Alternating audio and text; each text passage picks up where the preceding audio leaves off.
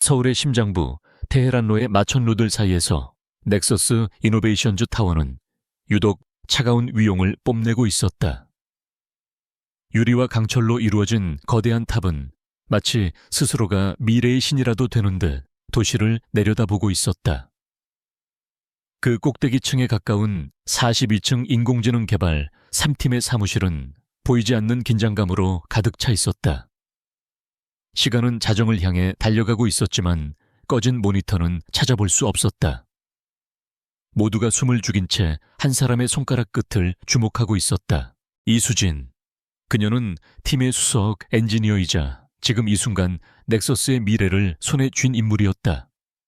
그녀의 갸름한 얼굴은 창백했지만 안경 너머의 두 눈은 수천 개의 데이터 스트림이 흐르는 모니터 화면처럼 예리하게 빛나고 있었다. 가느다란 손가락이 키보드 위를 춤추듯 오갔다. 마지막 디버깅 작업이었다. 그녀가 지난 3년간 밤낮으로 매달려온 프로젝트 키메라의 최종 시뮬레이션을 앞둔 순간이었다. 키메라. 그것은 단순한 인공지능이 아니었다. 사회, 경제, 문화, 심지어 인간의 심리까지 예측하는 복합 예측 시스템. 만약 성공한다면 넥서스는 단순한 IT 기업을 넘어 세계를 움직이는 보이지 않는 손이 될 터였다. 그것은 수진의 꿈이자 그녀의 모든 것이었다. 수석님, 괜찮으세요? 안색이 너무 안 좋습니다. 신입 연구원인 민준이 걱정스러운 얼굴로 다가와 따뜻한 커피를 건넸다. 수진은 그제야 뻣뻣하게 굳은 목을 돌리며 희미하게 미소 지었다. 괜찮아, 민준 씨. 거의 다 끝났어. 마지막 변수값만 확인하면 돼. 그녀의 책상 한쪽에는 5살 배기 아들 강민의 사진이 담긴 작은 액자가 놓여 있었다. 환하게 웃는 아이의 얼굴을 보자 찰나의 죄책감이 가슴을 스쳤다. 오늘도 강민은 엄마 없이 혼자 잠들었을 것이다. 이혼 후 그녀의 세상은 오직 강민과 코드로만 이루어져 있었다. 아들에게 더 나은 세상을 만들어주겠다는 약속이 그녀를 채찍질하는 동력이었다. 키메라는 그 약속의 결정체였다. 완료. 수진이 나지막이 읊조리며 엔터키를 눌렀다. 거대한 메인 스크린에 복잡한 그래프와 수치들이 폭포수처럼 쏟아져 내리기 시작했다. 수십억 개의 데이터가 충돌하고 융합하며 미래를 빚어내는 장엄한 광경이었다. 몇 분 뒤 화면 중앙에 선명한 녹색 글씨로 Simulation Complete Error Rate 0.05%라는 문구가 떠올랐다. 와, 해냈어. 우리가 해냈다고. 사무실은 순식간에 환호성으로 가득 찼다. 동료들이 서로를 껴안고 하이파이브를 하며 기쁨을 나눴다. 수진은 의자에 깊숙이 몸을 묻은 채 가쁜 숨을 몰아쉬었다. 3년의 고통과 희생이 보상받는 순간이었다. 그녀의 눈시울이 뜨거워졌다. 다음 날 오전 넥서스 이노베이션즈의 최고 의사결정 기구인 전략회의실. 거대한 원목 테이블 주위로 회사의 중역들이 모두 모여 있었다. 그리고 그 상석에는 카리스마 넘치는 젊은 CEO 박진우가 앉아 있었다. 그는 날카로운 턱선과 세련된 스타일, 그리고 상대를 꿰뚫어 보는 듯한 깊은 눈으로 좌중을 압도했다. 그는 밑바닥에서 시작해 넥서스를 지금의 자리로 올려놓은 입지전적인 인물이었고 그의 말 한마디는 곧 회사의 법이었다. 이수진 수석 준비됐습니까? 박진우의 부드러우면서도 힘있는 목소리에 회의실의 모든 시선이 수진에게로 향했다. 어젯밤의 피로는 온데간데 없이 수진은 단정하게 정장을 차려입고 단상 앞에 섰다. 그녀의 목소리는 떨림 없이 차분했다. 네, 대표님. 지금부터 프로젝트 키메라의 최종 보고를 시작하겠습니다. 수진은 키메라의 개념부터 기술적 구현, 그리고 무한한 확장 가능성까지 막힘없이 설명해 나갔다. 그녀의 발표는 단순한 기술 보고가 아니었다. 그것은 미래에 대한 하나의 예언과도 같았다. 복잡한 기술적 내용을 누구나 이해할 수 있도록 쉽게 풀어내는 그녀의 능력에 냉철하기로 소문난 임원들의 얼굴에도 감탄의 빛이 서렸다. 시뮬레이션 영상이 스크린에 펼쳐지자 회의실은 숨을 죽였다. 키메라가 가상의 국가 경제 위기를 99.9%의 정확도로 예측하고 최적의 해결책까지 제시하는 모습은 충격 그 자체였다. 이것은 세상을 바꿀 기술이었다. 발표가 끝나자 잠시 정적이 흘렀다. 곧이어 우레와 같은 박수갈채가 터져 나왔다. 박진우는 자리에서 일어나 천천히 수진에게 다가갔다. 그는 감격에 찬 얼굴로 수진의 어깨를 감싸 쥐었다. 이수진 수석, 정말 대단합니다. 당신은 우리 넥서스의 보물이야. 아니, 대한민국의 보물입니다. 이 프로젝트를 위해 얼마나 많은 것을 희생했는지 내가 잘 압니다. 회사는 당신의 공헌을 절대 잊지 않을 겁니다. 그의 목소리는 진심처럼 들렸다. 수진은 벅차오르는 감정에 고개를 숙였다. CEO에게 직접 이런 인정을 받다니 그간의 모든 고생이 눈 녹듯 사라지는 기분이었다. 감사합니다, 대표님. 오늘 저녁은 임원들과 함께 축하 파티를 합시다. 주인공은 당연히 이수진 수석이고 오늘은 모든 걸 잊고 마음껏 즐기세요.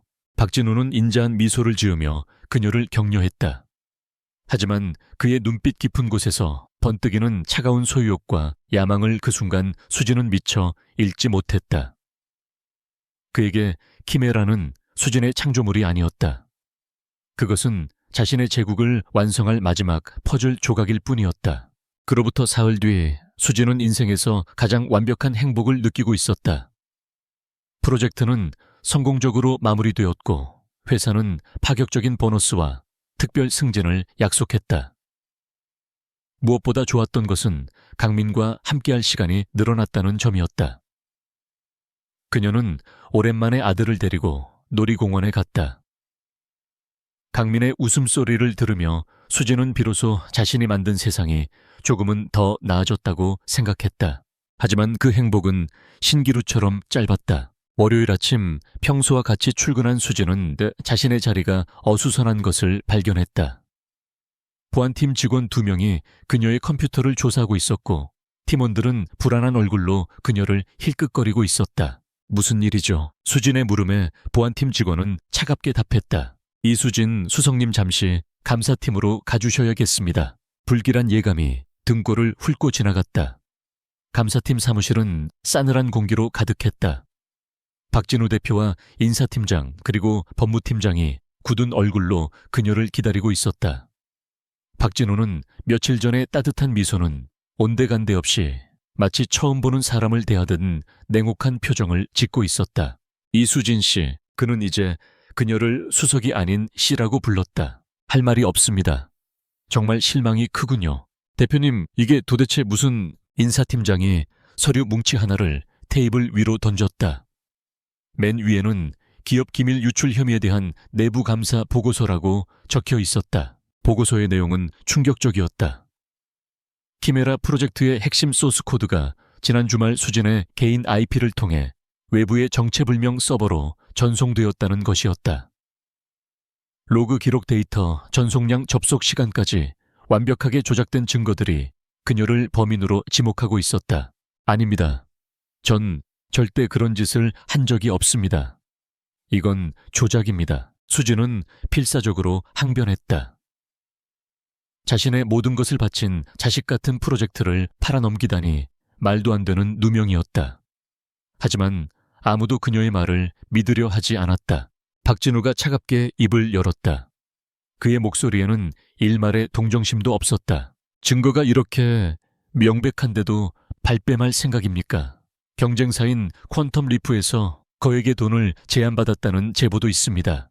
이수진 씨, 당신의 욕심이 회사에 얼마나 큰 손해를 끼쳤는지 알고 있습니까? 퀀텀 리프. 그들은 넥서스의 가장 큰 경쟁자였다. 모든 것이 완벽하게 짜인 각본이었다. 수진은 온몸의 피가 차갑게 식는 것을 느꼈다. 이것은 함정이었다. 처음부터 자신을 내쫓고 키메라를 독차지하려는 박진우의 계략이었던 것이다. 그가 보여줬던 친절과 격려는 모두 이 순간을 위한 연극에 불과했다. 대표님, 어떻게 저에게 이러실 수 있습니까? 수진의 목소리가 절망으로 떨렸다. 배신감에 심장이 갈갈이 찢기는 것 같았다. 박진우는 의자에서 일어나 그녀를 내려다보았다. 그의 눈에는 경멸과 냉소가 가득했다. 내쫓는 것만으로도 감사하게 생각하시오. 원래대로라면 당신은 지금쯤 감옥에 있어야 해. 하지만 회사의 이미지를 생각해 이 정도로 마무리하는 거요. 오늘부로 당신은 해고야. 그리고 이 업계에 다시는 발붙일 생각하지 마시오. 그것은 사형 선고였다. 보안팀 직원들에게 이끌려 회사 밖으로 내쳐졌을 때 수진은 손에 작은 상자 하나만 들고 있었다. 그 안에는 강민의 사진 액자와 쓰던 머그컵이 전부였다. 그녀가 3년간 청춘을 바쳤던 거대한 유리성은 이제 그녀를 거부하는 차가운 벽이 되어 서 있었다. 어떻게 집에 돌아왔는지 기억나지 않았다. 현관문을 열자 강민이 레고 블록으로 만든 복잡한 성을 보여주며 달려왔다. 엄마, 어서. 와, 이거 봐, 내가 만든 넥서스 타워의 엄마 회사. 아이의 해맑은 목소리가 비수처럼 가슴에 박혔다. 수진은 애써 미소를 지으려 했지만 얼굴 근육이 말을 듣지 않았다. 결국 그녀는 그 자리에 주저앉아 버렸다. 참아왔던 눈물이 봇물처럼 터져나왔다. 서러움과 분노, 절망감이 한꺼번에 그녀를 덮쳤다. 어엉. 그녀는 어린아이처럼 목 놓아 울었다. 세상이 무너져 내리는 것 같았다. 자신의 모든 것이 부정당하고 빼앗기고 짓밟혔다. 강민은 울고 있는 엄마를 보고 당황했다. 항상 강하고 다정했던 엄마의 무너진 모습은 5살 아이가 감당하기에는 너무나 큰 충격이었다. 아이는 가지고 놀던 레고 블록을 내려놓고 조심스럽게 엄마에게 다가갔다. 그리고 작은 고사리 손으로 흐느끼는 엄마의 등을 가만히 쓸어주었다. 엄마, 울지 마. 내가 있잖아. 아이의 따뜻한 천과 나지막한 목소리에 수지는 더욱 서럽게 울었다. 그녀는 이제 아들의 얼굴을 어떻게 봐야 할지, 앞으로 어떻게 살아가야 할지 막막하기만 했다. 한참을 울던 수지는 탈진한 듯 거실 바닥에 쓰러져 잠이 들었다. 강민은 그런 엄마의 곁을 조용히 지켰다. 아이의 얼굴에서는 평소의 천진난만함은 찾아볼 수 없었다. 대신 나이에 어울리지 않는 깊고 차가운 분노와 결심이 자리 잡고 있었다. 강민은 조용히 엄마의 서재로 들어갔다. 수진이 미쳐 챙겨 나오지 못한 키메라의 초기 개발 버전이 담긴 낡은 노트북이 책상 위에 놓여 있었다. 아이는 익숙하게 노트북을 켰다.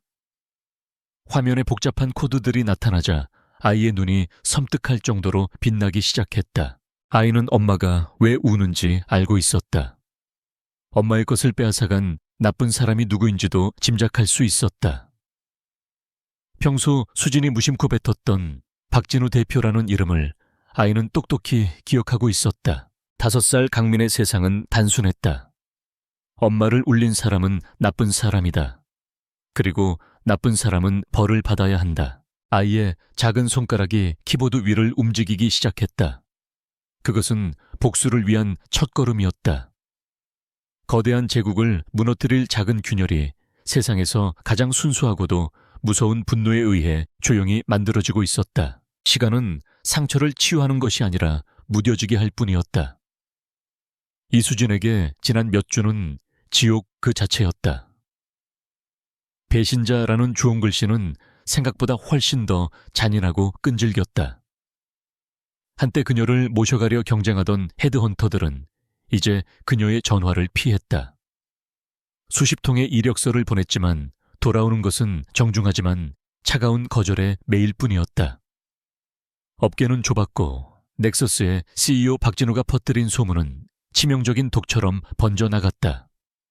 천재 엔지니어 이수진 거액의 돈에 눈이 멀어 회사를 배신하다. 그녀의 통장 잔고는 하루가 다르게 줄어들고 있었다.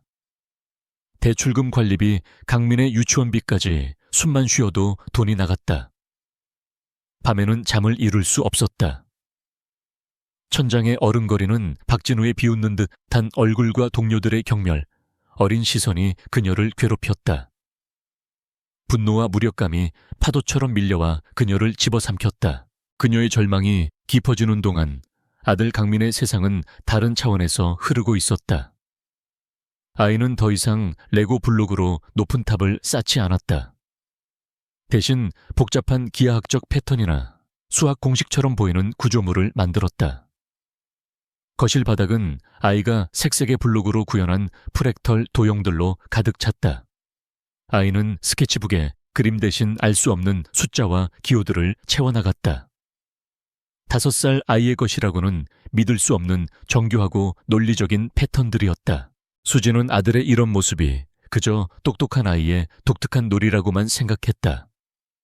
자신의 고통에 깊이 빠져있던 그녀는 아들이 보내는 천재성의 신호를 알아차릴 여유가 없었다. 그저 우리 강민이 나중에 수학자 되려나 보네 라며 힘없이 웃어 보이는 것이 전부였다. 그녀는 알지 못했다. 아들이 그리고 있는 것이 단순한 낙서가 아니라 세상을 움직이는 법칙의 축소판이라는 것을 비가 추적추적 내리는 어느 오후였다. 수지는 또 한 번의 좌절스러운 면접을 마치고 집으로 돌아오는 길이었다. IT와는 전혀 상관없는 작은 번역회사의 계약직 자리였지만 그마저도 경력이 너무 과하다는 이유로 거절당했다. 텅 빈 버스 창가에 기대어 빗줄기가 흐려놓은 도시의 풍경을 보며 수지는 생각했다. 이대로 무너질 수는 없다고 강민을 위해서라도 어떻게든 버텨야 한다고. 하지만 보이지 않는 벽은 너무나도 높고 단단했다. 그 시각집에서는 강민이 베이비시터 이모가 잠시 조는 틈을 타 조용히 엄마의 서재로 들어섰다. 아이의 목표는 명확했다.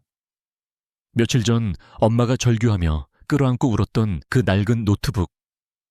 아이는 본능적으로 그 안에 엄마의 눈물과 관련된 무언가가 들어있음을 직감했다. 작은 의자를 끌어다 놓고 아이는 까치발을 들어 노트북을 켰다. 비밀번호가 걸려 있었지만 강민에게는 문제가 되지 않았다. 아이는 엄마가 평소 키보드를 누르던 손가락의 움직임과 리듬을 기억하고 있었다. 몇 번의 시도 끝에 클레어민 네옹오질점바야라는 비밀번호가 화면에 나타났고 바탕화면이 열렸다. 아이는 망설임 없이 프로젝트 차이미라 알파 벌라는 폴더를 열었다. 수천 개의 파일과 복잡한 디렉토리 구조가 나타났지만 아이는 혼란스러워하지 않았다. 마치 잘 정리된 도서관의 사서처럼 자신이 원하는 정보를 찾아 헤쳐나갔다. 아이의 눈에 비친 소스 코드는 추상적인 문자의 나열이 아니었다. 그것은 살아 숨쉬는 유기체이자 완벽한 논리로 이루어진 아름다운 세계였다. 엄마가 얼마나 위대한 창조자인지 아이는 코드를 통해 느끼고 있었다. 한참 동안 엄마의 코드가 만들어내는 경이로운 세계를 탐험하던 강민의 작은 미간이 문득 좁혀졌다. 이상한 점을 발견한 것이다. 핵심 로직과는 전혀 상관없는 구석진 곳에 숨겨진 코드 뭉치. 겉보기에는 시스템의 오류를 점검하는 평범한 진단 도구처럼 보였다. 하지만 강민이 보기에는 달랐다. 그 코드는 불필요하게 복잡했고 비효율적이었으며 무엇보다도 엄마의 우아한 코딩 스타일과는 완전히 이질적이었다.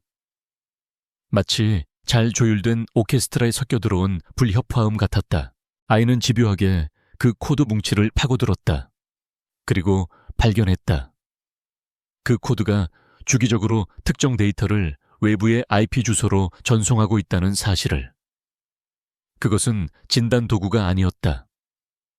교묘하게 위장한 스파이웨어 시스템의 정보를 몰래 빼돌리는 백도어였다. 수진이 지친 몸을 이끌고 현관문을 열었을 때 강민은 서재 의자에 앉아 심각한 표정으로 그녀를 기다리고 있었다. 엄마. 아이의 목소리는 평소에 어리광 섞인 톤이 아니었다. 놀라울 정도로 차분하고 명료했다. 이거 엄마가 만든 거 아니지? 강민은 노트북 화면의 한 부분을 가리켰다. 수지는 피곤해 절어 대수롭지 않게 화면을 들여다봤다. 강민아, 그건 어려운 거야. 엄마 피곤하니까 이제 그만하고. 그녀는 아이의 머리를 쓰다듬으며 노트북을 닫으려 했다. 하지만 강민은 단호하게 엄마의 손을 막았다. 아니야, 엄마. 이거 봐야 해. 여기 이상한 문이 있어. 아이는 서툰 비유를 들어 설명하기 시작했다. 다른 사람이 우리 집을 몰래 보는 것처럼 이 코드는 엄마 프로그램을 몰래 보고 있었어. 엄마가 일하는 거 만드는 거 전부 다. 그리고 그걸 저쪽 나쁜 아저씨 회사로 다 보내고 있었어. 수지는 순간 숨을 멈췄다. 아이의 말은 횡설수설하는 것처럼 들렸지만 그가 가리키는 코드의 내용은 너무나도 구체적이었다. 그녀는 안경을 고쳐 쓰고 화면에 얼굴을 가까이 가져갔다. 강민이 가리킨 곳은 시스템 안정성 검증을 위한 미러링 모듈이라는 주석이 달린 부분이었다. 프로젝트 막바지에 박진우 대표가 보안 강화를 위해 외부 컨설턴트가 추가한 코드라며 직접 이식을 지시했던 부분이었다. 당시에는 너무 바빠서 깊이 들여다볼 생각도 하지 못했다. 이게 어떻게... 수진의 심장이 미친 듯이 뛰기 시작했다. 강민의 말대로라면 이것은 자신이 코드를 유출한 것이 아니라 박진우가 처음부터 자신의 프로젝트를 훔쳐보고 있었다는 증거가 된다. 하지만 어떻게 5살짜리 아이가 이걸... 강민아, 네가 이걸 어떻게... 아니, 데이터 패킷이나 암호화키 같은 걸 네가 어떻게... 수진은 믿을 수 없다는 듯 일부러 어려운 전문 용어를 섞어 물었다. 아이의 대답은 그녀의 마지막 남은 이성마저 뒤흔들어 놓았다. 데이터 패킷은 작은 편지 같은 거고 암호화는 우리만 아는 비밀말로 편지를 쓰는 거잖아. 근데 이 코드는 비밀말을 쓰지도 않고 편지를 몰래 복사해서 다른 우체통에 넣고 있었어. 그 우체통 주소를 따라가 보니까 유령 회사 이름으로 되어 있었는데 그 회사 주인이 박진우 아저씨였어. 강민은 마치 동화책 내용을 설명하듯 자신이 추적한 과정을 아무렇지 않게 이야기했다. IP, 추적 역추적 방지 기술 우회법인 등기부 확인까지. 성인 전문가도 며칠은 좋게 걸릴 작업을 아이는 불과 몇 시간 만에 해낸 것이다. 수지는 의자에 주저앉았다. 머릿속이 하얗게 비는 것 같았다. 아들이 그저 똑똑한 아이가 아니었다. 신이 내린 재능, 인간의 한계를 초월한 지성을 가진 아이였다. 천재. 그 단어 외에는 설명할 길이 없었다. 그리고 그 천재적인 아들이 지금 자신을 나락으로 떨어뜨린 거대한 음모의 실체를 눈앞에 펼쳐 보이고 있었다. 절망의 잿더미 속에서 아주 작은 불씨 하나가 피어올랐다. 분노가 슬픔을 밀어내고 복수심이 무력감을 태워버리기 시작했다. 그녀는 더 이상 피해자가 아니었다. 수진은 강민을 똑바로 바라보았다. 더 이상 어리광을 부리는 5살 아이가 아니었다. 그녀는 세상에서 가장 강력하고 믿음직한 파트너를 마주하고 있었다. 하지만 동시에 끔찍한 죄책감이 그녀를 짓눌렀다. 이 더럽고 추악한 싸움에 어린 아들을 끌어들여도 되는 것일까? 그녀는 아이의 눈높이에 맞춰 무릎을 꿇었다.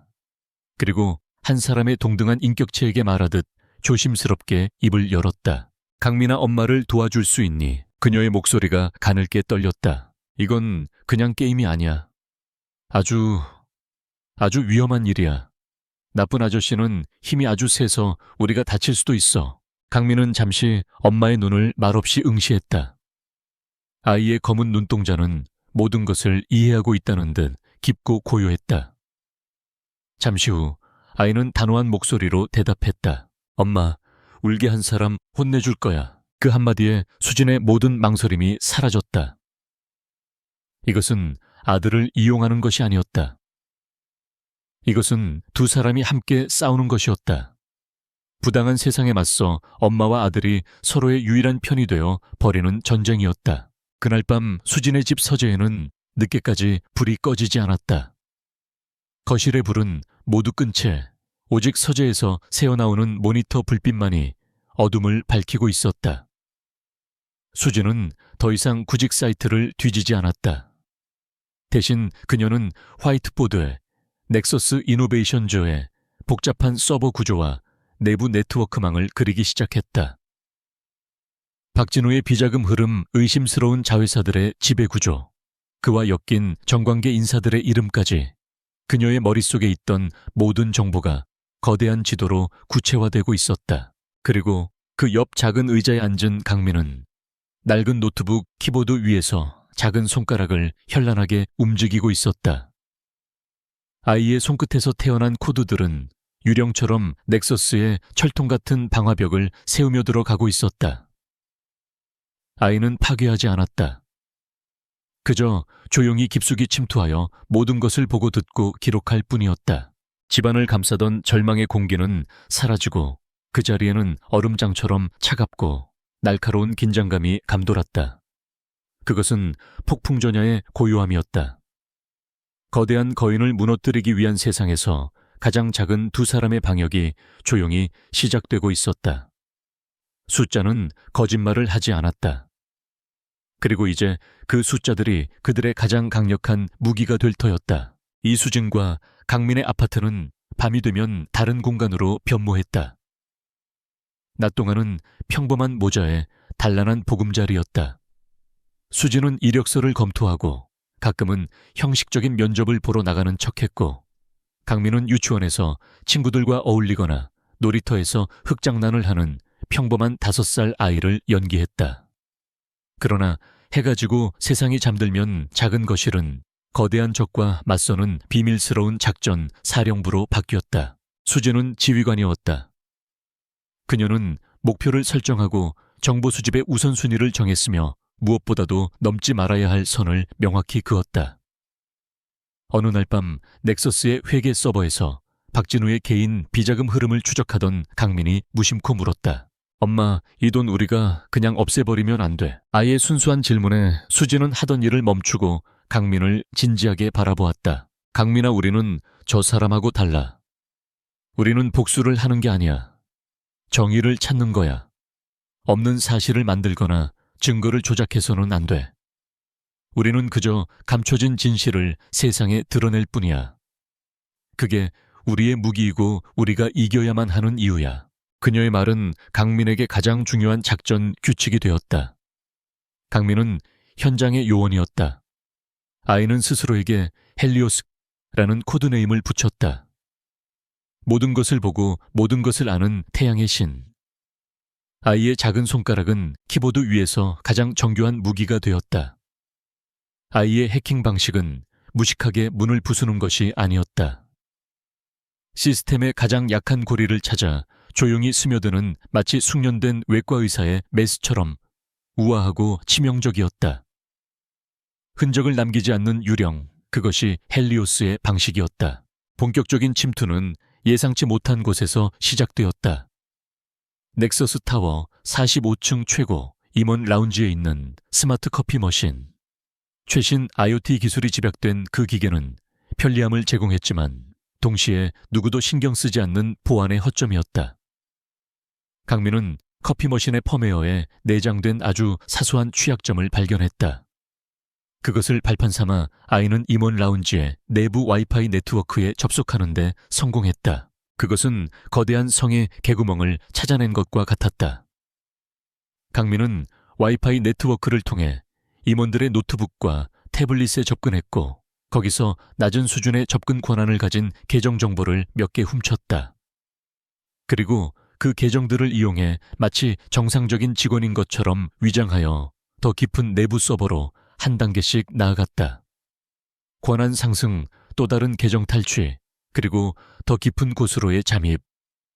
며칠 밤낮에 걸친 집요한 작업 끝에 마침내 헬리오스는 넥서스의 심장부 박진우 대표의 개인 서버 앞에 도달했다. 엄마 들어왔어. 강민의 나지막한 목소리에 수진은 마시던 커피를 내려놓고 화면으로 다가섰다.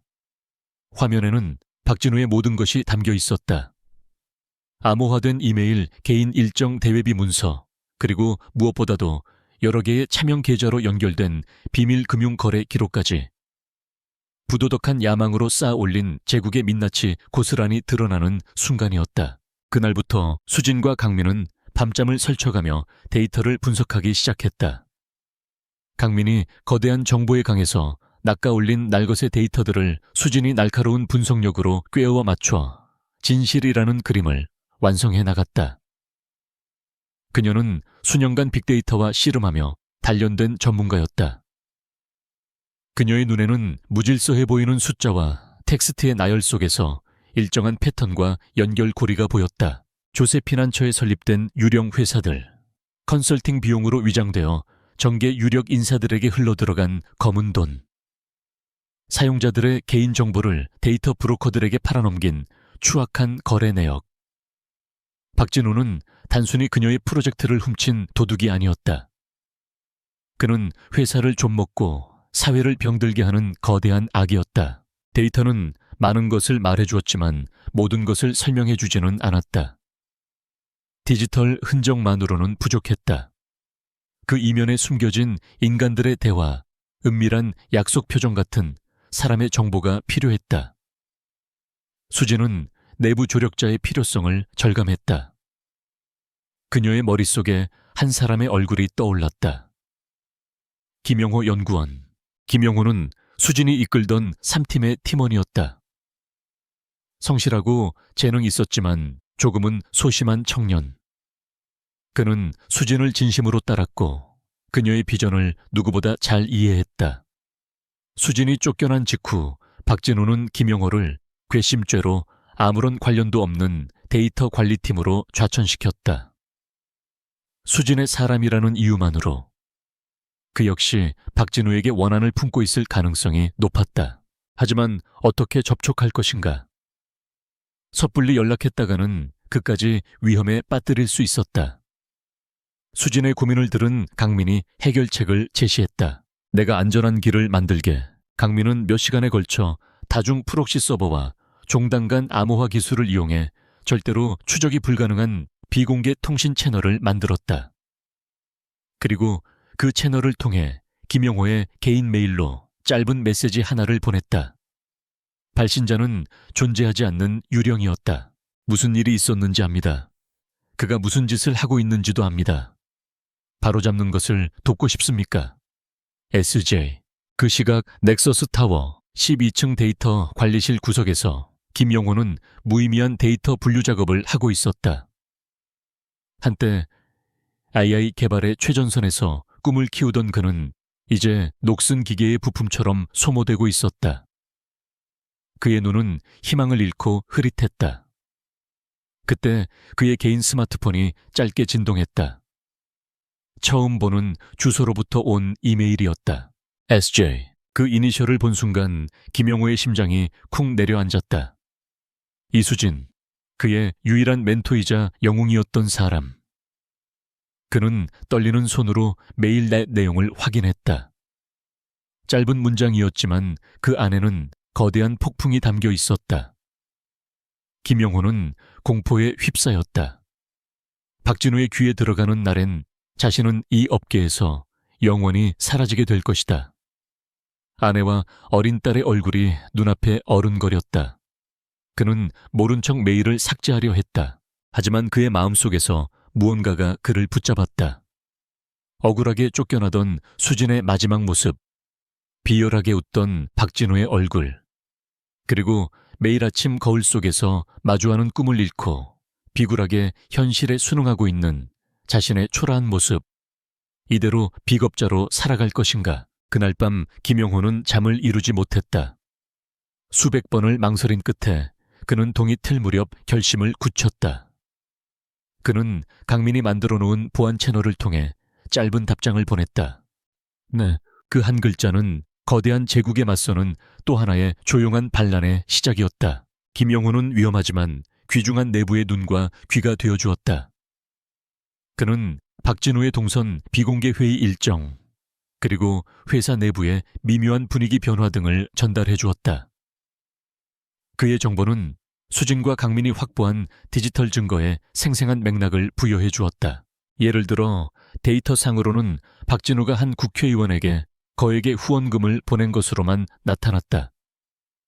그러나 김영호는 그날 박진우가 공식 일정을 모두 취소하고 그 국회의원과 비밀스러운 저녁 식사를 했다는 사실을 알려주었다.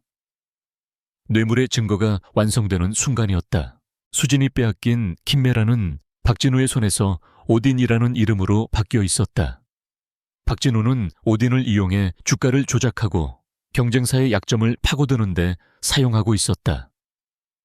세상을 이롭게 하려던 수진의 꿈은 한 남자의 탐욕을 채우는 괴물이 되어버린 것이다. 김용호는 오딘 프로젝트의 진행 상황과 기술적인 허점까지 몰래 빼내어 수진에게 전달했다. 어느 늦은 밤이었다. 수진은 거실 화이트보드를 가득 메운 거미줄 같은 관계도를 보고 있었다. 박진우를 중심으로 얽히고 설킨 부패의 네트워크는 그녀가 상상했던 것보다 훨씬 더 거대하고 추악했다. 이것은 한 사람을 무너뜨리는 것을 넘어 썩어빠진 시스템 자체와 싸워야 하는 일이었다. 그때 소파에 웅크리고 잠든 강민의 모습이 눈에 들어왔다. 새근새근 숨을 내쉬는 아이의 얼굴은 천사처럼 평화로웠다. 수진은 아이의 곁으로 다가가 이마에 흐른 땀을 닦아주었다. 미안함과 사랑이 뒤섞인 감정이 밀려왔다. 이 아이에게 너무나 무거운 짐을 지우고 있는 것은 아닐까. 그 순간 책상 위 노트북에서 조용히 알림음이 울렸다. 김영호가 보낸 새로운 메시지였다. 긴급. 대표가 다음 달 해외 투자사와 대규모 합병 계약을 발표할 예정입니다.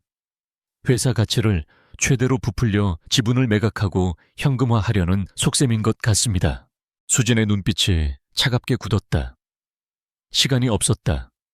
박진우가 거액을 손에 쥐고 해외로 떠나버리기 전에 모든 것을 끝내야 했다. 더 이상 물밑에서 조용히 정보를 수집할 시간은 없었다. 이제 시스템 속 유령은 자신의 존재를 드러내야 할 때가 온 것이다. 김영호가 보내온 합병이라는 정보는 새로운 시간 제한을 의미했다. 박진우가 모든 것을 현금화하고 날아오르기 전에 그의 날개를 꺾어야만 했다. 이수진과 강민의 작전은 새로운 국면으로 접어들었다. 막연한 정보 수집 단계를 넘어 합병을 저지할 수 있는 결정적인 한 방을 찾아야 했다. 헬리오스 이제부터 목표는 M&A팀과 법무팀 서버야. 그리고 합병 관련 임원들의 개인 통신 기록까지 더 깊이 들어가야 해. 수진의 목소리는 이전보다 한층 더 비장했다. 이것은 위험을 감수하는 일이었다. 회사의 가장 민감한 정보를 다루는 서버들은 보안 등급이 달랐다. 수십 겹의 방화벽과 실시간 침입 탐지 시스템이 눈을 번뜩이고 있었다. 조금의 실수라도 하는 날엔 헬리오스의 존재가 발각되고 모든 것이 수포로 돌아갈 터였다. 밤은 더욱 깊어졌고 작은 아파트 안의 공기는 팽팽하게 당겨진 활시위 같았다. 수진은 메인 모니터에 넥서스의 전체 네트워크 트래픽을 띄워놓고 매의 눈으로 감시했다. 강민이 남긴 아주 작은 디지털 발자국이라도 발견되는 즉시 모든 접속을 끊고 후퇴할 준비를 하고 있었다. 강민의 입에는 땀방울이 송골송골 맺혀 있었다. 아이는 더 이상 게임을 하듯 여유롭지 않았다. 눈앞의 코드는 마치 살아있는 미로와 같아서 한 걸음만 잘못 내디뎌도 길을 잃거나 덫에 걸릴 수 있었다. 한 번은 시스템 보안 감사 프로그램이 예상치 못한 시간에 작동하여 강민의 가상 IP를 포착하기 직전까지 갔다. 수진의 심장이 멎는 듯 했다. 그러나 강민은 경이로운 침착함으로 자신의 흔적을 전기 시스템 업데이트 파일에 디지털 서명으로 위장하여 감사 프로그램의 눈을 완벽하게 속였다. 수진은 저도 모르게 안도의 한숨을 내쉬었다. 5살 아들의 강심장에 의지하고 있는 자신의 처지가 기가 막혔다. 며칠간의 집요한 잠행 끝에 강민은 박진우의 개인 클라우드 저장소 가장 깊숙한 곳에서 무언가를 발견했다. 나이팅게일이라는 이름의 암호화된 폴더였다. 군사 등급의 암호화로 봉인된 그것은 마치 판도라의 상자처럼 불길한 기운을 내뿜고 있었다. 엄마, 이거 열어야 해. 여기에 모든 게 들어있을 것 같아. 암호를 해독하는 데 꼬박 이틀 밤이 걸렸다. 강민의 천재적인 두뇌와 수진의 슈퍼컴퓨터를 방불케 하는 연산 지원이 합쳐진 결과였다. 마침내 마지막 암호화 키가 풀리고 폴더가 열리는 순간 두 사람은 숨을 삼켰다. 그 안에는 박진우의 가장 추악한 비밀이 담겨 있었다. 프로젝트 나이팅게일은 박진우가 합병을 추진 중인 해외 투자사 블랙 크레스트 캐피탈과 맺은 비밀 계약서였다. 그 내용은 단순한 기업 합병이 아니었다. 박진우는 오딘 과거에 키메라를 이용해 수집하고 분석한 넥서스 사용자 수백만 명의 개인정보를 블랙크레스트에 팔아넘기고 있었다. 그 대가로 블랙크레스트는 넥서스의 주가를 인위적으로 부양시켜 합병 시 박진우가 챙길 이익을 극대화시켜 주기로 약속한 것이다. 그것은 단순한 비리를 넘어선 거대한 범죄였다. 고객과의 신뢰를 기반으로 하는 IT 기업의 CEO가 고객의 가장 민감한 정보를 팔아 자신의 배를 불린 것이다. 국제 데이터 보안법을 정면으로 위반하는 행위이자 수백만 명의 인생을 위험에 빠뜨릴 수 있는 시한폭탄과도 같았다. 수진은 온몸이 떨리는 것을 느꼈다. 이것은 더 이상 개인적인 복수가 아니었다. 박진우가 자신의 꿈을 짓밟은 것을 넘어 자신이 만든 기술로 세상을 병들게 하고 있음을 목격한 창조자의 분노였다. 끝내야 해. 무슨 수를 써서라도 저 남자를 막아야 해. 이 순간부터 수진의 역할은 분석가에서 검사로 바뀌었다. 그녀는 복수자가 아닌 정의의 설계자가 되기로 결심했다. 그녀는 강민이 모아온 방대한 증거들을 체계적으로 정리하기 시작했다. 시스템 백도어의 원본 코드, 박진우의 차명 계좌, 거래 내역 김영호가 전해준 내부 정보, 그리고 나이팅게일 계약서까지. 모든 증거들을 시간 순서대로 배열하고 각각의 증거가 어떤 법률을 위반하는지 법조항을 찾아 꼼꼼하게 주석을 달았다. 그녀는 박진우라는 인간을 완벽하게 해부하는 하나의 보고서를 만들고 있었다. 어떤 유능한 변호사도 반박할 수 없는 논리적이고 치밀한 범죄 증거 목록이었다. 그녀의 목표는 박진우를 사회적으로 매장시키는 것을 넘어 법의 심판대에 세워 그가 저지른 모든 죄의 대가를 치르게 하는 것이었다. 한편 넥서스 타워의 꼭대기층에서는 박진우가 조금씩 조여오는 압박감을 느끼기 시작했다. 처음에는 아주 사소한 글리치들이었다. 중요한 해외 투자자와의 화상회의 중에 갑자기 회의실의 냉방장치가 오작동하여 한여름의 난방이 나오기 시작했다. 주주총회 프레젠테이션을 하던 중 그의 뒤에 있던 대형 스크린이 찰나의 순간에 그의 스위스 비밀 계좌 번호로 보이는 숫자 배열을 비췄다가 사라졌다. 아주 작은 균열들이었지만 완벽주의자인 박진우를 미치게 하기에는 충분했다. 그는 보안팀을 닥달하고 시스템 관리자들을 윽박질렀다. 하지만 원인은 오리무중이었다. 마치 회사 전체가 보이지 않는 유령에게 농락당하는 기분이었다. 그의 불안은 편집증적인 의심으로 번져나갔다. 그는 이 모든 것이 회사 내부에 배신자가 있기 때문이라고 확신했다. 외부의 해커가 이토록 흔적 없이 시스템을 교란할 수 있다고는 상상조차 하지 못했다. 그의 오만함이 정확한 판단을 가로막고 있었다. 내부에 쥐새끼가 있어. 내 등에 칼을 꽂으려는 놈이 있다고. 박진우는 임원회의에서 고함을 지르며 잿더리를 집어 던졌다. 그의 분노는 회사 전체에 공포를 불어넣었다. 그는 전 직원의 이메일을 감시하고 통화 기록을 열람하기 시작했다. 한때 자유로운 혁신의 상징이었던 넥서스는 이제 서로를 의심하고 감시하는 거대한 감옥이 되어버렸다. 직원들은 복도에서 서로 마주쳐도 눈을 피했고 점심시간에는 침묵만이 흘렀다. 박진우의 의심이 가장 먼저 향한 곳은 김영호였다. 그는 이수진의 사람이었고 명백한 좌천의 동기가 있었다. 박진우는 보안팀을 시켜 김영호의 일거수일투족을 감시하게 했다. 김영호는 숨막히는 압박감을 느꼈다. 사무실에서는 항상 등 뒤에서 누군가의 시선이 느껴졌고 퇴근길에는 미행이 붙었다. 그는 수진과 연락하기 위해 미리 약속된 데드드롭 방식을 사용해야 했다. 퇴근길에 일부러 동네 공공도서관에 들러 특정 컴퓨터에 이메일 임시 보관함에 암호화된 메시지를 남기면 몇 시간 뒤 수진이 원격으로 그 메시지를 확인하고 지우는 식이었다. 하루하루가 살얼음판을 걷는 기분이었지만 그는 멈추지 않았다. 이것이 무너진 정의를 바로 세우는 유일한 길이라고 믿었기 때문이었다. 박진우의 마녀 사냥은 역효과를 낳기 시작했다. 그의 독재와 불신의 환멸을 느낀 핵심 인재들이 조용히 회사를 떠나기 시작했다. 프로젝트는 줄줄이 지연되었고 부서 간의 협력은 완전히 마비되었다.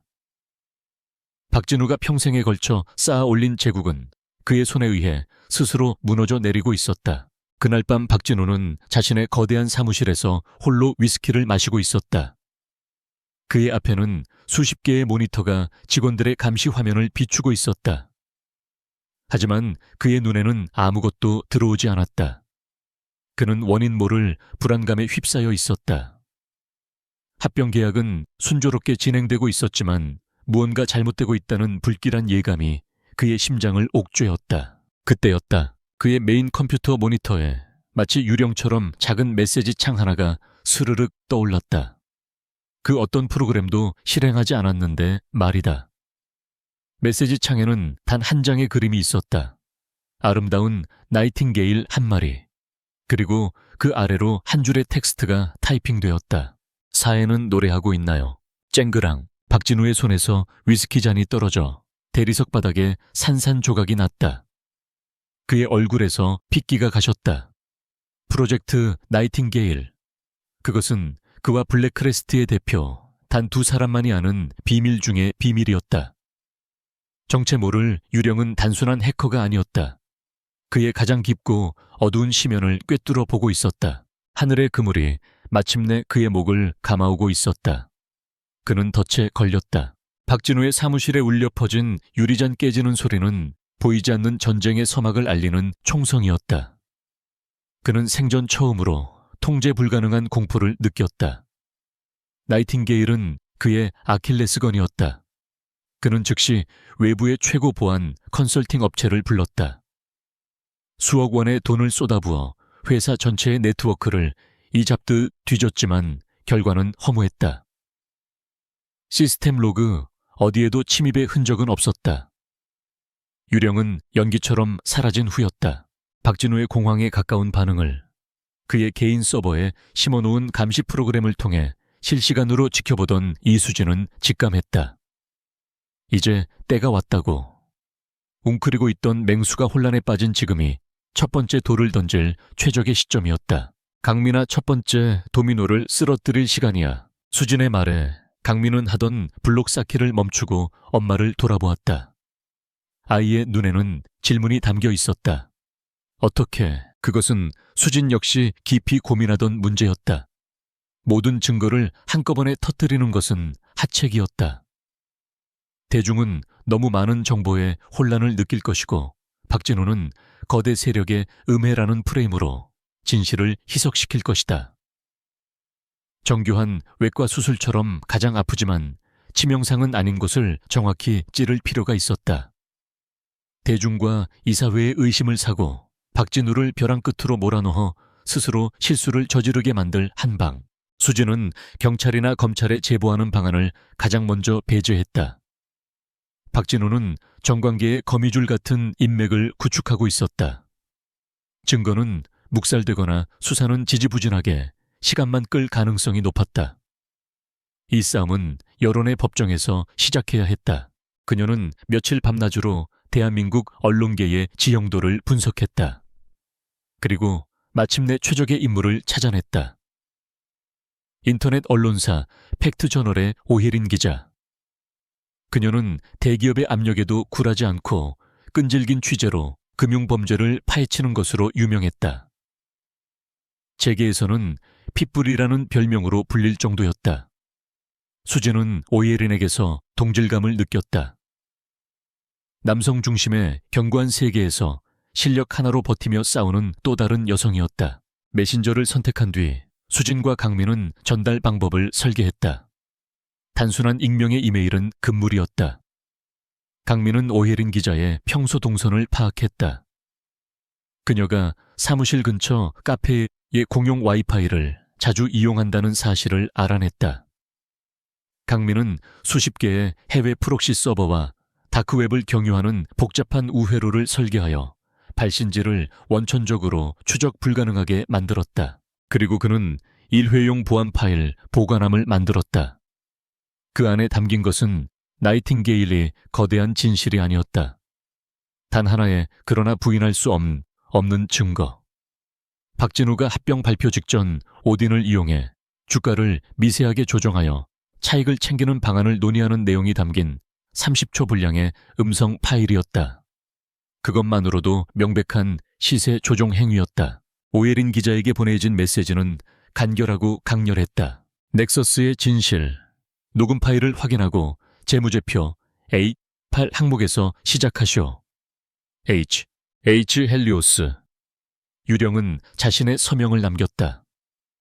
H18 항목은 넥서스가 공시한 재무제표의 아주 사소한 부분이었지만 음성 파일의 내용과 맞춰보면 주가 조작의 정황이 드러나는 결정적인 단서였다.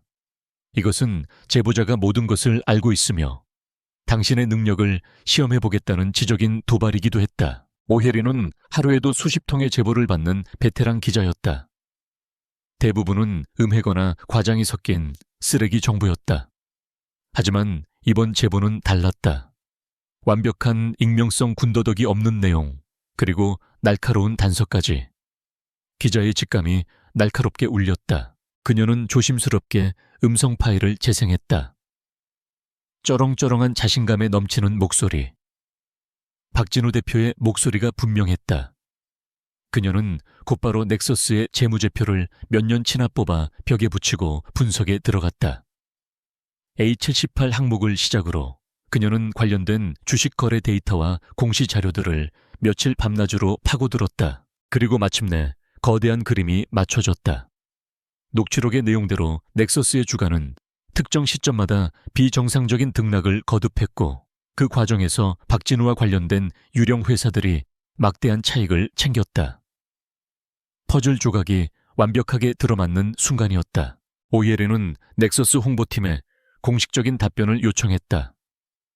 돌아온 것은 근거 없는 허위 사실이며 기사화될 경우 모든 민영사상 책임을 묻겠다는 협박에 가까운 답변이었다. 그 반응은 오히려 그녀의 확신을 굳혀주었다. 다음 날 아침 팩트저널의 홈페이지 메인에 단독 기사가 올라왔다. 단딩 넥서스 Q, 이노베이션즈, M&A. 앞두고 상습 주가 조작 정황.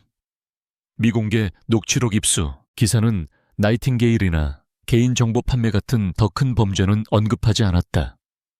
오직 주가 조작이라는 하나의 팩트에만 집중했다. 첫 번째 도미노는 그렇게 쓰러졌다. 시장의 반응은 즉각적이고 폭발적이었다.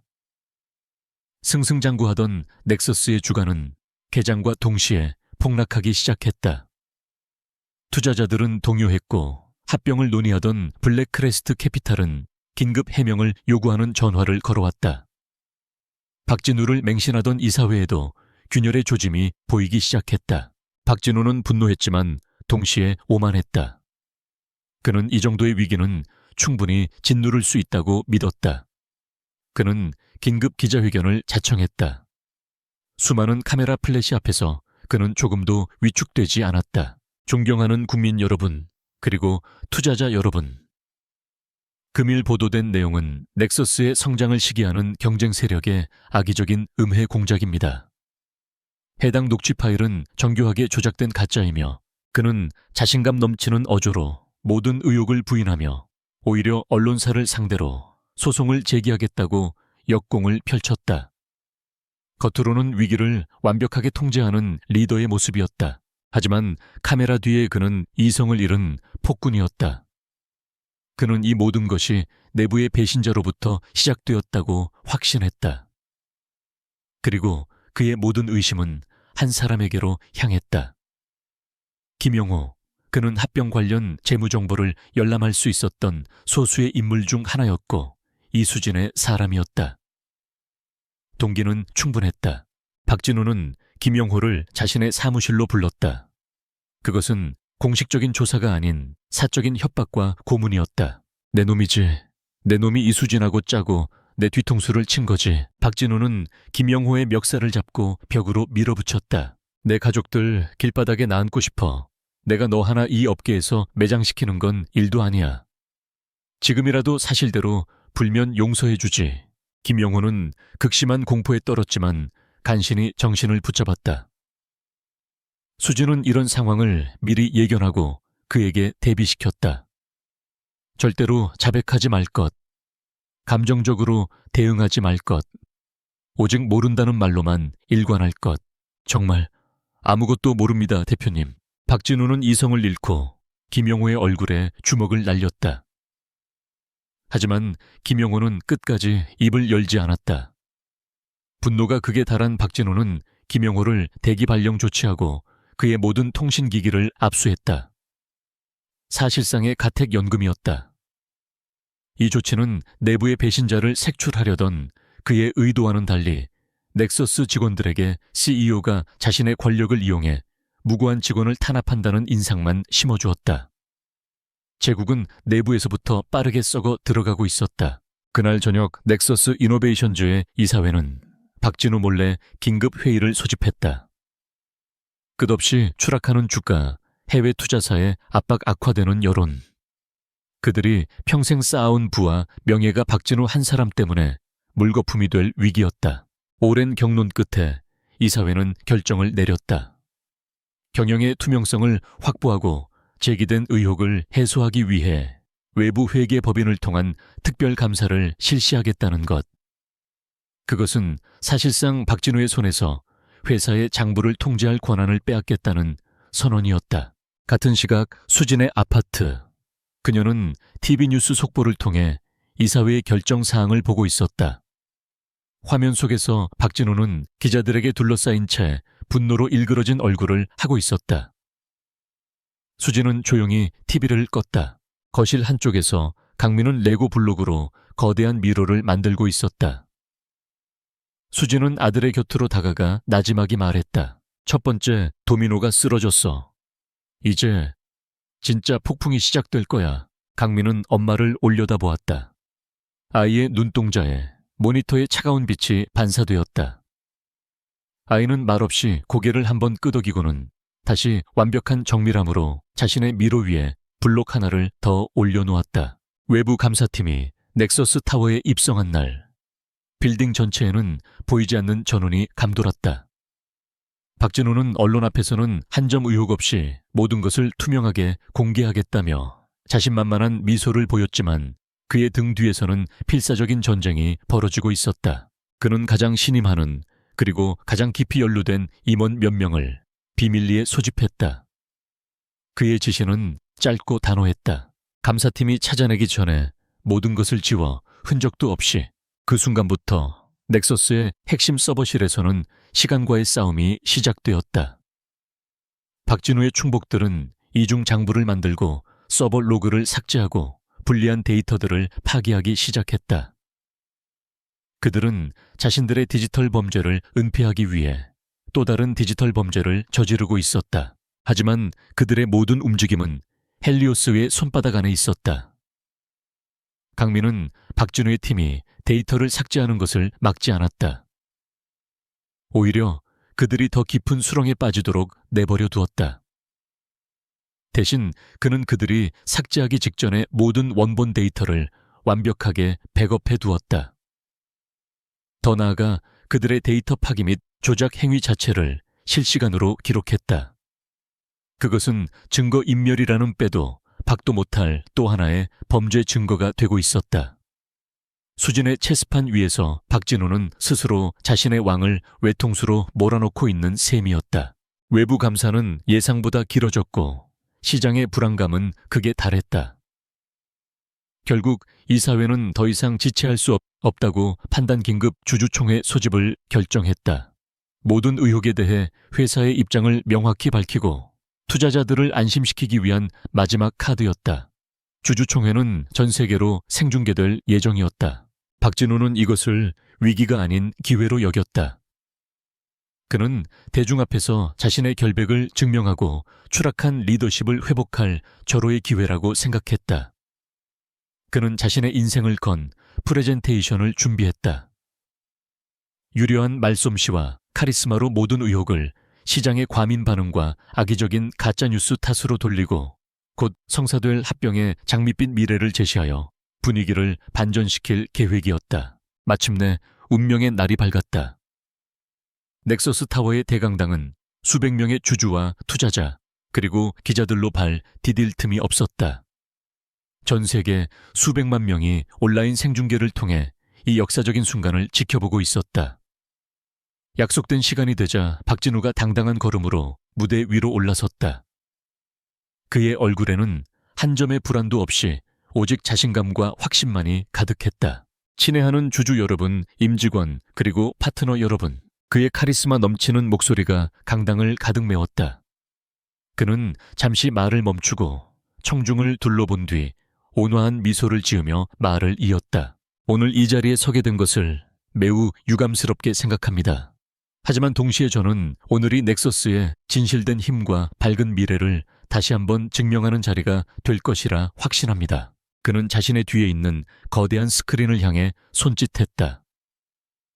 그의 화려한 미래 비전이 담긴 첫 번째 슬라이드가 펼쳐질 순간이었다. 자, 이제 넥서스가 열어갈 위대한 미래를, 바로 그 순간이었다. 수진의 아파트에서 강민이 마지막 엔터키를 눌렀다. 강민의 공격 목표는 넥서스의 메인 네트워크가 아니었다. 그것은 너무 뻔하고 발각될 경우 즉시 차단될 위험이 있었다. 아이는 몇 달 전부터 대강당에 설치된 최고급 프로젝터의 펌웨어에 내재된 그 누구도 신경 쓰지 않았던 아주 작은 보안 취약점을 파고들었다. 그것은 소프트웨어가 아닌 하드웨어 레벨의 공격 루트였다. 기술팀이 네트워크를 차단하고 전원을 꺼도 소용없는 프로젝터 자체를 장악하는 방식이었다. 박진우의 말이 끝나기 무섭게 그의 뒤에 있던 스크린이 지지직거리며 잠시 암전되었다. 강당 안의 모든 사람들이 웅성거리기 시작했다. 박진우는 당황하며 기술팀을 향해 쏘아붙였다. 무슨 문제야? 빨리 정상화시켜. 하지만 스크린은 다시 켜지지 않았다. 잠시 후 칠흑 같은 어둠 속에서 서늘한 흰색 글씨가 한 줄 떠올랐다. 네소스 이노베이션주의 진실, by 헬리오스. 강당은 순간 얼어붙었다. 박진우의 얼굴에서 미소가 사라지고 경악과 공포가 그 자리를 대신했다. 그는 무대 아래에 기술 통제실을 향해 미친 듯이 소리쳤다. 당장 꺼, 저걸 당장 끄라고. 하지만 소용없었다. 통제실의 기술자들은 자신들의 콘솔이 완전히 먹통이 된 것을 발견하고는 패닉에 빠져 있었다. 프로젝터는 이미 그들의 손을 떠난 상태였다. 전 세계 수백만 명이 지켜보는 가운데 거대한 심판이 시작되고 있었다. 스크린이 바뀌며 감정이 배제된 기계적인 목소리가 강당에 울려 퍼지기 시작했다. 첫 번째 절도. 화면에는 이수진의 키메라 원본 코드와 박진우의 오딘 시스템 코드가 나란히 나타났다. 두 코드의 99%가 일치한다는 분석 결과와 함께 박진우가 심어놓았던 백도어 코드가 붉은색으로 선명하게 강조되었다. 그녀의 모든 것을 훔친 증거였다. 두 번째 주가 조작. 오혜린 기자가 보도했던 박진우의 목소리가 강당에 울려 퍼졌다. 동시에 화면에는 그의 목소리에 맞춰 주가가 움직이는 그래프와 그 차익이, 그의 유령 회사로 흘러 들어가는 자금 흐름도가 실시간으로 그려졌다. 세 번째 부패. 박진우가 정관계 인사들에게 뇌물을 건넨 정황이 담긴 이메일과 통화 기록, 그리고 비밀스러운 만남을 증명하는 일정표가 거미줄처럼 펼쳐졌다. 네 번째 배신. 마침내 프로젝트 나이팅세일의 비밀 계약서 전문이 화면을 가득 메웠다. 수백만 고객의 개인정보를 팔아넘긴 추악한 거래의 전말이 만천에 공개되는 순간이었다. 강당 곳곳에서 분노에 찬 고함과 탄식이 터져 나왔다. 기자들의 카메라 플래시가 미친 듯이 터졌고 투자자들은 망연자실한 표정으로 실시간으로 폭락하는 주식 시세창을 보고 있었다.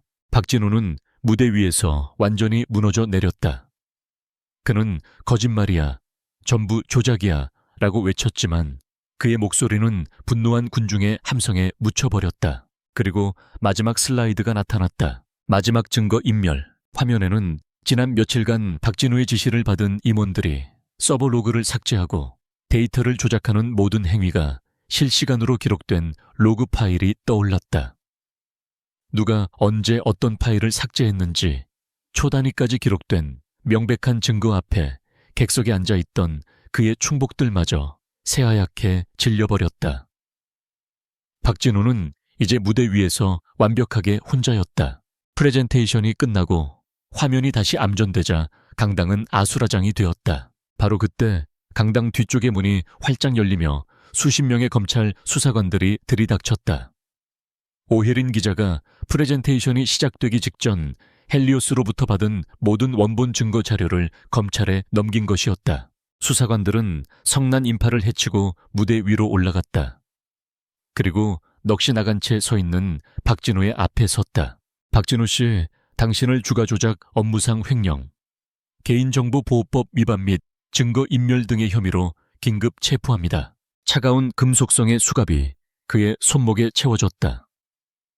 한때 IT 업계의 제왕으로 군림했던 남자는 수백 개의 카메라, 플래시 세례를 받으며 초라하게 무대 아래로 끌려 내려갔다. 단숨에 무너뜨렸다는 제목의 소설은 그렇게 가장 극적인 방식으로 마침표를 찍고 있었다. 같은 시각 수진의 아파트. 그녀는 생중계 화면을 통해 모든 것을 지켜보고 있었다. 박진우의 손목에 수갑이 채워지는 순간 그녀의 뺨 위로 뜨거운 눈물 한 줄기가 흘러내렸다. 그것은 슬픔의 눈물이 아니었다. 길고 길었던 싸움의 끝을 알리는 안도와 해방의 눈물이었다. 그녀는 옆에서 곤히 잠든 아들의 노트북을 조용히 덮어주었다. 작은 거인의 전쟁은 이제 끝났다. 헬리오스의 심판이 내려진 다음 날, 대한민국은 넥서스 게이트라는 이름의 거대한 태풍에 휩싸였다. 모든 신문과 방송의 헤드라인은 박진우의 몰락과 넥서스 이노베이션주의 추악한 이면을 대서특필했다. 주식시장에서는 거래가 정지된 넥서스의 주식을 놓고 온갖 추측이 난무했고 IT 업계는 물론 정관계까지 충격의 여파가 번져나갔다. 박진우를 시작으로 그의 범죄에 가담했던 임원들과 뇌물을 받은 정치인들이 줄줄이 검찰에 소환되었다. 헬리오스가 세상에 공개한 증거는 너무나도 명백하고 방대해서 그들은 어떠한 변명도 할 수 없었다. 박진우가 수십 년에 걸쳐 쌓아 올린 부패의 제국은 단 하루 만에 모래성처럼 허물어져 내렸다. 혼돈의 중심에서 한 사람의 이름이 새롭게 떠올랐다. 이수진, 오예린 기자의 후속 보도를 통해 그녀가 박진우의 첫 번째 희생자였으며 키메라 프로젝트의 진정한 주인이었다는 사실이 밝혀졌다. 언론은 그녀를 비운의 천재, 정의를 위해 싸운 내부 고발자, 물론 아무도 그녀가 헬리오스의 배후라는 사실은 몰랐지만 로 묘사하며 그녀의 억울한 사연을 집중 조명했다. 세상의 평가는 하루아침에 뒤바뀌었다. 배신자라는 오명은 벗겨주고 그녀는 불의에 맞선 양심과 실력의 상징이 되었다. 그녀의 휴대폰은 쉴 새 없이 울렸다. 한때 그녀를 외면했던 동료들의 사과와 응원의 메시지가 쏟아졌고 경쟁사에서는 파격적인 조건으로 스카우트 제의를 해왔다. 넥서스의 비상대책위원회는 공식적으로 그녀에게 사과 성명을 발표했다. 그들은 과거의 모든 잘못을 바로잡겠다며 막대한 금전적 보상과 함께 그녀의 명예로운 복직을 제안했다. 심지어는 차기 CEO 후보로까지 그녀를 거론하고 있었다. 무너진 넥서스를 다시 일으켜 세울 영웅으로 그녀를 추대한 것이다. 며칠 후 수진은 넥서스 타워의 이사회 회의실을 다시 찾았다. 한때는 꿈과 희망을 발표하고 다른 한때는 절망과 치욕을 맛보았던 바로 그 장소였다. 비대위 임원들은 그녀 앞에 고개를 숙이며 온갖 가머니설을 늘어놓았다. 이수진 수석님 아니, 이수진 대표님이라고 불러야 할까요? 부디 넥서스로 돌아와 주십시오. 이 회사는 당신의 것입니다. 당신의 손으로 넥서스를 재건해 주십시오. 수진은 그들의 얼굴을 조용히 둘러보았다. 그들의 눈에는 진심 어린 반성보다는 자신의 이미지를 이용해 회사를 살리려는 계산적인 속내가 비쳤다. 그녀는 희미하게 미소를 지으며 고개를 저었다. 제의는 감사합니다만 사양하겠습니다. 그녀의 단호한 거절에 임원들의 얼굴에 당황한 기색이 스쳤다. 저에게 넥서스는 박진우라는 괴물을 키워낸 시스템의 상징입니다. 리더 한 사람을 바꾼다고 해서 그 시스템의 영혼까지 바뀐다고 생각하지 않습니다. 저는 더 이상 이 거대한 유리성 안에서 꿈을 꾸고 싶지 않습니다. 그녀는 자리에서 일어나 회의실을 나섰다. 복도를 걸어 나오며 그녀는 한때 자신의 전부였던 공간을 마지막으로 눈에 담았다. 더 이상 미련은 없었다. 한편 모든 혐의를 벗은 김영호는 영웅적인 내부 고발자로 떠올랐지만 그는 모든 스포트라이트를 거절하고 조용히 넥서스에 사직서를 제출했다.